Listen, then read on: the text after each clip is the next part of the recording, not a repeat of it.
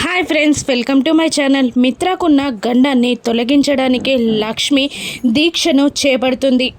గుడికి వెళ్ళి అక్కడున్న కోనేరు నీటితో ముత్తైదువులు లక్ష్మికి స్నానం చేపిస్తూ ఉంటారు. ఆ తర్వాత లక్ష్మికి పసుపు రంగు బట్టలు కట్టి ముఖం నిండా పసుపు రాసి పెద్ద కుంకుమ బొట్టుని లక్ష్మి నుదుటిన పెడతారు. లక్ష్మి చూడ్డానికి అమ్మవారిలా ఉంటుంది. ఇక లక్ష్మిని కూర్చోబెట్టుకొని దీక్షితులు గారు పూజ మొదలు పెట్టగానే అరవింద మిత్ర అక్కడికి వస్తారు. ఈ అమ్మాయి ఎవరో దీక్షితులు గారు అని అరవింద దీక్షితులని అడుగుతూ ఉండగా ఇక దీక్షితులు చెప్తారు, మిత్రకి గండం ఉన్నట్టే ఆ అమ్మాయి భర్తకి కూడా గండం ఉంది. ఆ గండం తొలగడానికి తను పూజ చేస్తుంది అని అంటూ ఉంటారు దీక్షితులు గారు. ఇక లక్ష్మి తన నెత్తిపైన ఒక కుండతో ఉన్న దీపాన్ని పెట్టుకోవడానికి ట్రై చేస్తూ అవస్థ పడుతూ ఉండగా అది చూసి మిత్ర దీక్షితులు గారితో ఇలా అంటుంటారు, దీక్షితులు గారు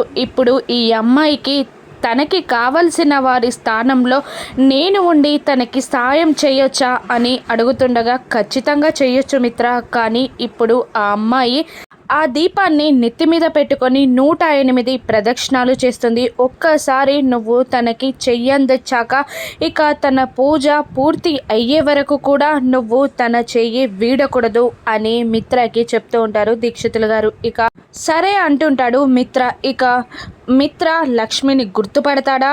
లక్ష్మి దీక్ష సజావుగా పూర్తవుతుందా? రాను ఎపిసోడ్స్లో చూద్దాం. Thank you for watching.